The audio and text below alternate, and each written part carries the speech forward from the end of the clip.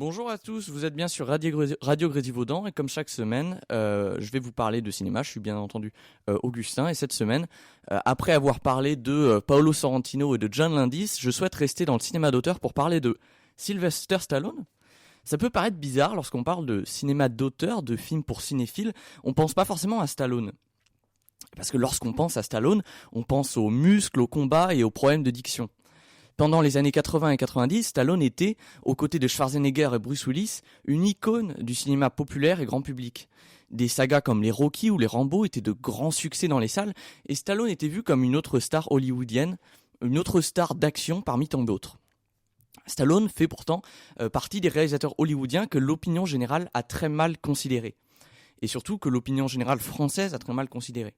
Il est encore aujourd'hui perçu comme un auteur réalisant des films lourds, bourrins, gras.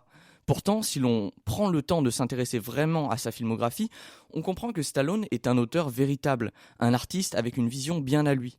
Par exemple, la saga des Rambo, même si elle est devenue de plus en plus bourrine et de plus en plus caricaturale, de moins en moins subtile, comme vous voulez, elle traite de manière très réaliste de la difficulté pour les vétérans de la guerre du Vietnam à se réintégrer dans la société qu'ils ont défendue.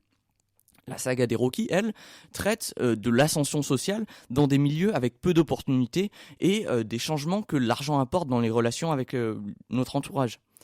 Peu importe en fait la qualité de ces films, puisque Stallone a fait beaucoup de mauvais films, comme tous ces stars des années 80, Stallone a toujours été un auteur qui met beaucoup de lui-même dans ses films.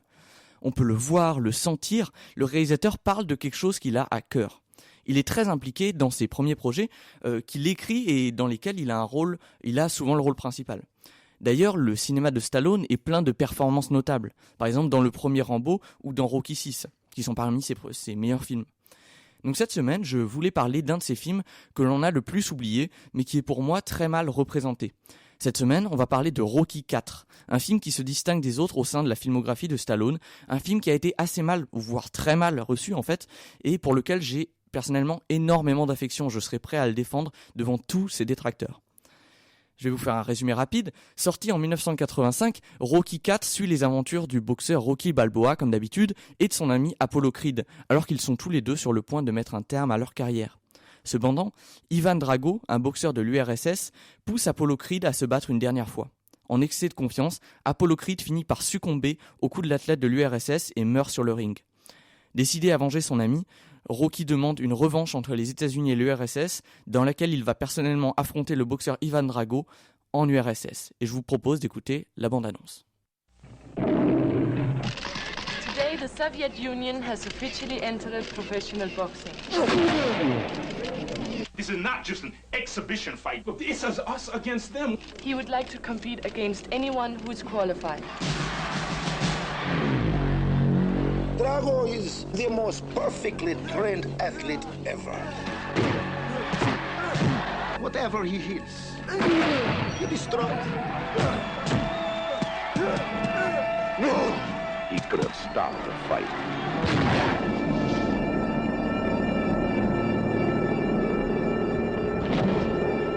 He could have saved his best friend's life.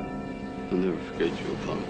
But now, the one thing he can't do is walk away. Has the fight date been set yet? December 25th. Where? It's in Russia. Are you nuts? Miss Balboa, when will you be going to Russia? I'm not going to Russia. I don't know what you're talking about. He's had one professional fight, and one man is dead. Tabibi, he's going to have to kill me. Why can't you change your thinking? Because I'm a fighter. You can't win!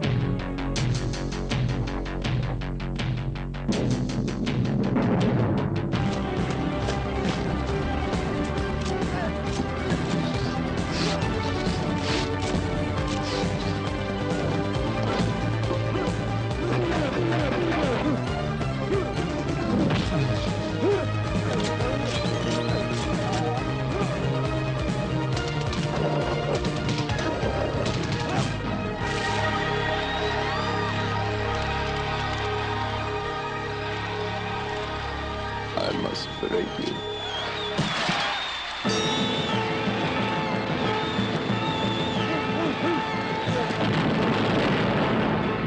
Rocky IV.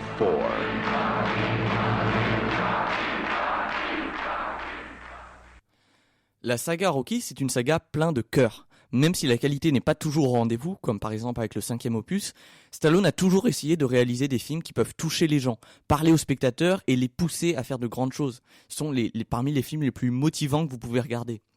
En fait, le protagoniste est la raison pour laquelle ces films sont si motivants, puisque le protagoniste c'est typiquement le personnage auquel on peut facilement s'identifier. Il n'a pas vraiment de talent dans grand chose, il n'est pas très intelligent, mais il a un bon cœur et il travaille dur. Rocky, c'est le personnage sympathique et appréciable par excellence. Il change beaucoup de héros, beaucoup de héros de l'époque, comme par exemple les Schwarzenegger dans Predator, qui en fait sont des gens avec déjà beaucoup de talent dans ce qu'ils font et beaucoup de charisme. Cette saga, elle pose la question de comment est-ce qu'on continue à faire évoluer une histoire. Et ce film en particulier, Rocky IV, il pose la question de comment renouveler une saga aussi codée que celle des Rocky. Parce que les Rocky, c'est évidemment très codé. Il faut qu'il y ait un combat à la fin, il faut que le héros gagne. Donc comment est-ce que l'on instaure du suspense dans une histoire pareille ? Parce que c'est assez dur de redonner du souffle à ces histoires. Et Rocky IV s'engage donc dans un chemin pour le moins étonnant, en fait, qui semblerait à première vue très périlleux, mais il finit, à mon avis, par s'en sortir remarquablement. De manière assez incompréhensible pour moi, Rocky IV a été complètement descendu par la presse à sa sortie.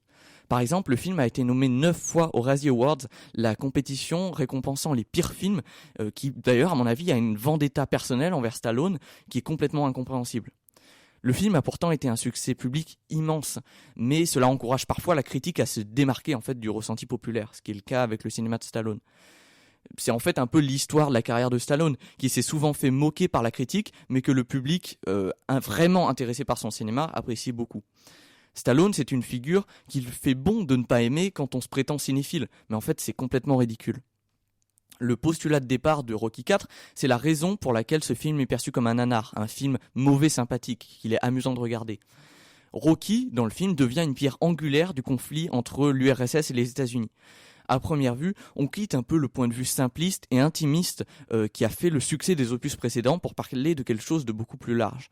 La réputation de film débile dont écope Rocky IV est généralement fait par des gens n'ayant même pas vu le film ou des gens s'étant arrêtés au constat à première vue nanardesque du film. Mais finalement, le thème de l'URSS face aux États-Unis est complètement cohérent au sein de la saga. Rocky a toujours été une saga en fait assez politique ou engagée, on l'oublie assez facilement. Dans les 2 premiers opus, on y constate la pauvreté des quartiers populaires et le manque d'opportunités pour leurs habitants. Les élites y sont vues comme les responsables de cette déchéance. Plus que politique, Rocky a toujours été très social et très réaliste. Mais au-delà de cela, le personnage de Rocky a toujours été l'incarnation d'une vision des États-Unis, du rêve américain. Rocky, en fait, c'est même l'incarnation du rêve américain. La personne qui n'a pas forcément de talent, mais qui, par le travail et la persévérance, arrive à vivre sa passion et à subvenir aux besoins de sa famille. La différence avec ce 4e opus, c'est que le conflit est moins symbolique et plus réel. Rocky, qui représentait les idéaux des Américains populaires, porte désormais le drapeau à étoiles et bandes. Le discours politique est plus évident qu'il ne l'était avant, et c'est ce qui pose problème pour la critique. Comme je le disais en introduction, Stallone c'est quelqu'un de très renseigné qui a un vrai discours politique à porter. Au début des années 80, avec le premier Rambo et le premier Rocky, qui sont en fait ses 2 meilleurs films, il dépeint un portrait réaliste de l'Amérique ressortant de la guerre du Vietnam. Les 2 films sont très intéressants parce qu'ils se complètent. Ils sont sortis, je crois, avec 4 ans d'écart, mais les 2 dressent un portrait réaliste et social des États-Unis.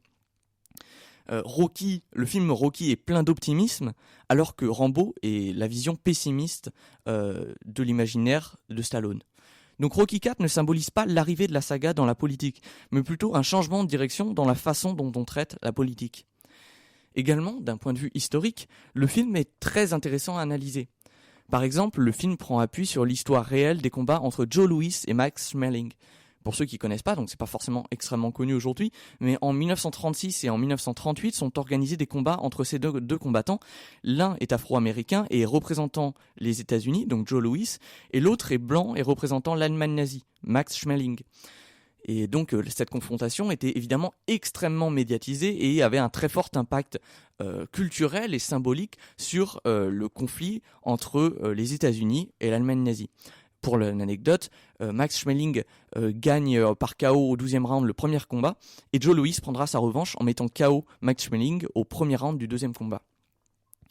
Rocky IV, c'est un film dans lequel les athlètes ne s'appartiennent plus vraiment, dans lequel ils représentent bien plus que leur personne. Le sport, ça a toujours été un instrument de soft power. Le soft power, c'est-à-dire l'instrument de rayonnance des pays à l'international. Et donc le sport, ça a toujours été un moyen de briller face aux autres pays. Et particulièrement la boxe, en fait, qui est le sport du combat, de la guerre par excellence. C'est la façon la plus concrète de représenter une guerre entre deux pays.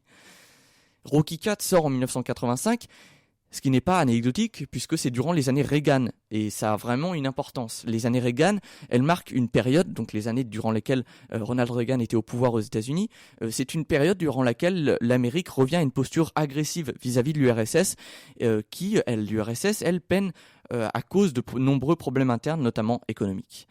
Dans la culture populaire et au cinéma, les Russes redeviennent les ennemis numéro 1. Ils redeviennent à Hollywood les ennemis numéro 1, par exemple des films d'action comme ils l'étaient au début des années 60. C'est assez difficile à expliquer, mais peut-être que les Russes ne font plus très peur et qu'il est maintenant facile de s'en moquer au cinéma. Et Rocky IV s'inscrit dans cette vague.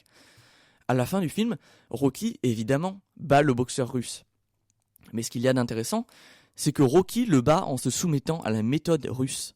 Son camp d'entraînement, il est basé dans la campagne enneigée dans un chalet complètement entouré de neige et dans un training montage qui est devenu absolument culte et dont seule la saga Rocky a la recette. Eh bien, Rocky court dans la neige, scie du bois, soulève des charrettes. De son côté, Drago s'entraîne dans une salle avec des équipements à la pointe de la technologie. Il est entouré par des scientifiques, mais surtout, il se dope.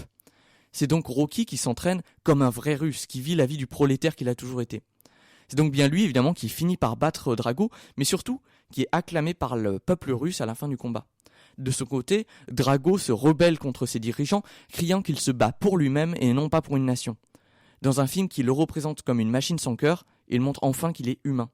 Comme toujours, les personnages secondaires des films Rocky ont de la profondeur. Le message final, c'est que les barrières entre les pays sont facilement dépassées et que le sport est un moyen de reconnaître l'athlète, l'humain, et donc l'humain au-dessus de la collectivité. Le message de Rocky IV, c'est très intéressant, c'est qu'en fait, le message de Rocky IV, c'est l'échec du communisme, puisqu'il reconnaît la collectivité, puisque le communisme reconnaît la collectivité au-dessus de l'individu, mais Rocky IV reconnaît l'individu au-dessus de la collectivité. Le discours de Rocky à la fin du combat prouve que Rocky IV, c'est un film pro-réconciliation. Après avoir gagné, Rocky clame que si le public a changé et a fini par l'acclamer, cela montre que tout le monde peut changer et qu'un rapprochement est possible. Oublions nos différences, nos nations, nous sommes tous humains et devrions nous comporter en conséquence. Peu après la sortie du film, Gorbatchev arrive au pouvoir en URSS. Il sera le premier dirigeant de l'URSS à réellement prôner la réconciliation et la fin de la guerre froide. On aurait presque l'impression que Stallone prédit la fin du communisme avant la fin historique du communisme. On dit souvent que l'URSS s'est effondrée parce qu'elle n'avait pas de bonnes histoires à raconter. Au cinéma comme ailleurs, l'histoire d'un individu nous intéresse toujours plus que l'histoire d'une collectivité, puisque nous sommes des individus, et il est plus simple de se projeter vers une personne que vers un groupe. Les États-Unis sortiront vainqueurs de la bataille culturelle contre l'URSS, et Rocky IV a participé à cette victoire. À sa sortie, le film est bien évidemment interdit dans les cinémas du RSS, ce qui n'est pas étonnant, mais le film fait un carton total dans les magasins de vidéos à la demande. C'est très intéressant parce que c'est la preuve que la figure de Rocky a trouvé sa cible au-delà du mur et que même par-delà les différences culturelles et les conflits, les citoyens de l'URSS ont pu être sensibilisés à la figure d'un Américain, d'un Américain complètement caricatural qui est Rocky. Le film Rocky IV a souvent été critiqué comme étant de la propagande américaine. Mais en fait, Rocky IV critique beaucoup les États-Unis également. Par exemple, le personnage de Apollo Creed représente les aspects négatifs de la mentalité américaine. Il est beau parleur, il est prétentieux, il est déconnecté de la réalité. En bref, c'est une version un peu ratée du rêve américain. Il arrive sur le ring avec James Brown dans son dos, un grand drapeau américain derrière lui. Rocky a toujours été en fait une saga critiquant les élites. Et dans ce film, ils sont critiqués, voire moqués les dirigeants de l'URSS, ce qui a déplu à beaucoup de monde. Mais en fait, je vois pas en quoi est le problème. Pourquoi est-ce que ça nous pose problème de critiquer les dirigeants de l'URSS de l'époque ? On parle quand même d'un régime qui, même en guerre froide, est peut-être pas un régime dictatorial, mais en fait un régime très autoritaire. Et si le boxeur russe est dopé à la fin du film, ce qui a été beaucoup critiqué, c'est parce que les athlètes russes étaient souvent dopés dans la réalité. Donc en fait, je comprends pas vraiment les critiques sur l'aspect caricatural de de Rocky IV, même s'il est un peu caricatural, il dépeint quand même une réalité. La vraie critique que l'on peut faire en revanche, c'est que les Rocky sont des films très américains. Ce ne sont pas des films pro-américains, mais des films qui ont un point de vue américain. À vrai dire, on ne fait pas plus américain que les Rocky. Mais malgré cela, malgré les stéréotypes présents dans les films, Stallone fait un effort pour nuancer son discours et faire un film politiquement renseigné. Et si l'on critique facilement la vision caricaturale des Russes dans les films, il faut quand même se rappeler que nous sommes en 85 et qu'à l'époque, en fin de guerre froide, on ne connaît pas grand-chose sur les Russes. Alors si l'image qui en est faite s'appuie surtout sur de la propagande, c'est bien parce que les documents qu'on avait sur les Russes à l'époque, c'était de la propagande. Rocky IV, je ne veux pas du tout vous dire que c'est un film parfait. Il y a beaucoup de problèmes, notamment avec les training montages qui durent. Il y a un training montage qui dure pendant 20 minutes, ce qui est beaucoup trop long. Il y a un personnage, notamment un robot, si vous avez vu le film, vous connaissez, qui est absolument insupportable. Et c'est un film maladroit par moments. En fait, c'est un peu à l'image de Stallone qui a parfois raté le coche, mais qui a toujours essayé de faire quelque chose d'honnête et de touchant. Et Rocky IV, c'est un film qui est extrêmement touchant, parce qu'il essaie véritablement d'aborder, parfois à tatillon, des sujets intéressants. Et c'est une vraie prise de risque au sein de cette saga. C'est un film qui montre que l'on peut faire du subtil à grands coups de sabot, avec un film un peu lourd parfois, mais que quand on a du cœur, eh bien le message est toujours transmis. Je vous invite absolument à revisiter la carrière de Stallone, à dépasser les a priori que vous pouvez avoir sur cette saga parce qu'elle est extrêmement réussie. Même si elle n'est pas toujours parfaite, elle vous amène souvent aux larmes, elle vous procure souvent des émotions. Et ce que je trouve très bien, c'est qu'aujourd'hui le cinéma de Stallone est en grande partie réhabilité, revisité par les cinéphiles qui au départ le décriaient. Donc, je vous propose de conclure cette chronique sur la musique Eye of the Tiger, évidemment musique emblématique de la saga des Rocky.